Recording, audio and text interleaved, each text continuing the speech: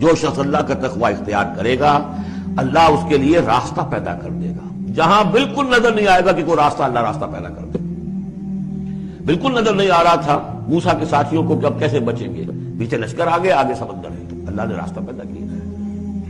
خود حضرت ابو بکر کا جو حال ہو گیا تھا کہ حضور اگر انہوں نے ذرا بھی دیکھ لیا، نیچے اپنے قدموں کی طرف بھی نگاہ ڈالی تو ہم نظر آ جائیں گے، آپ نے فرمایا لا تحزن ان اللہ معنا، راستہ نکالتا اللہ۔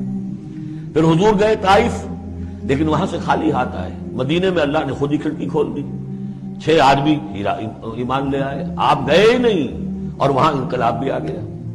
عظیم، اس اعتبار سے اللہ مخرج پیدا کرتا ہے۔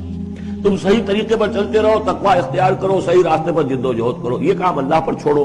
کب اسے منظور ہے اس کا کامیاب ہونا؟ جب ہوگا وہ راستہ ایسا کھولنے کا کہ تمہیں گمان بھی نہیں ہوگا۔ وَيَرْزُقْهُ مِنْ حَيْثُ لَا يَحْتَسِبُ، اور اسے رزق دے گا وہاں سے جہاں سے اسے گمان بھی نہیں ہوگا۔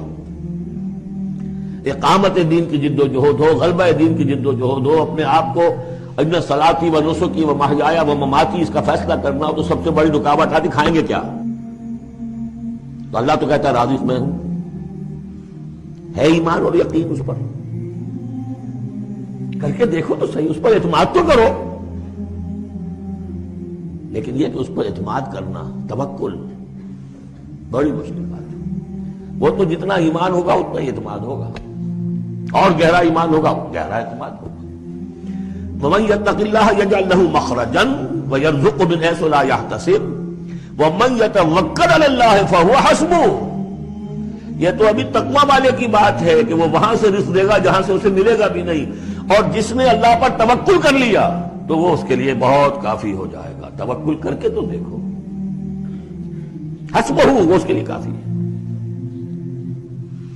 یہاں تک فرمایا ہے حدیث میں من کان فی حاجت اخیہ کان اللہ فی حاجتہ، اگر کوئی مسلمان اپنے کسی بھائی کی ضرورت پوری کرنے میں لگ رہا ہے، اپنا وقت صرف کر رہا ہے، اللہ اس کی ضرورت پوری کرنی شروع کر دیتا ہے۔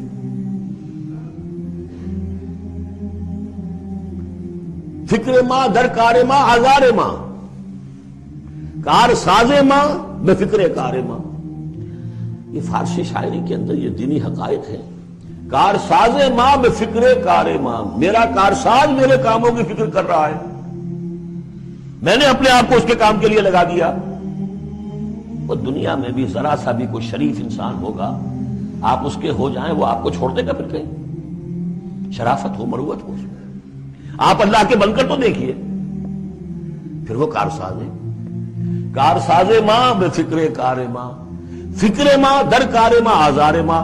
جب میں اپنے معاملات کی فکر خود کرتا ہوں، کوئی نہ کوئی ٹھوکر کھاتا ہوں، کوئی نہ کوئی غلطی کرتا ہوں، آزار اپنے سر کے اوپر پیدا کر لیتا ہوں۔ اپنے آپ کو حوالے کرو، اس کا نام ہے تفویض الامر الی اللہ، افوض امری الی اللہ ان اللہ بصیر بالعباد۔ ان اللہ بالغ امرہ، اللہ تعالیٰ تو اپنا معاملہ تو پورا کر کے ہی رہتا ہے، وہ تو دین کو غالب کرنا ہے، کرنا ہی ہے۔ کون اس کے اندر نفع کما گیا، کون محروم رہ گیا، یہ ان کی قسمت ہے۔ ابو بکر اور عمر اور عثمان اور علی اور عبد الرحمن ابن عوف یہ اپنی بازی جیت گئے، ابو جہل ابو لہب محروم رہ گئے۔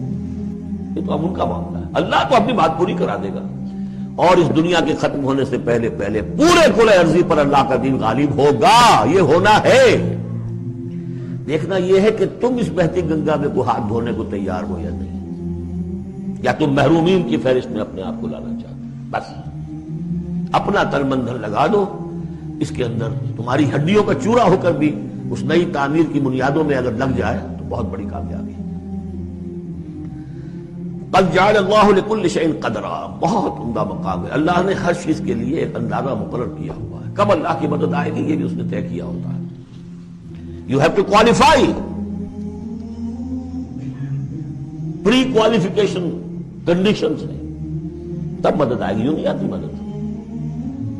اپنا سب کچھ لگا دو، پھر کہو کہ اللہ میری 15 برس کی کمائی کل میدان میں میں نے وجود ڈالی ہوگی، 15 برس کی کمائی، دن کی اور رات کی کوششیں ہیں میری، صبح اور شام کی کوششیں ہیں میری، 15 برس وہ میدان میں نے لا کے ڈال دی۔ تب پکارو اللہ کو، اپنا مال بچا کے رکھ، اپنی اولاد کو بھی بچانا ہے، اور اللہ کا دین غالب ہو جائے، کہیں نام لکھا کے کسی جماعت میں شامل ہو کر بڑا تیر مار دیا، گویا کہ اللہ تعالیٰ تو جانتا ہی نہیں. کتنی کنٹریبیوشن ہے، کتنا ایثار ہے، کتنی قربانی ہے، کتنا وقت ہے، کتنی محنت ہے، اللہ جانتا.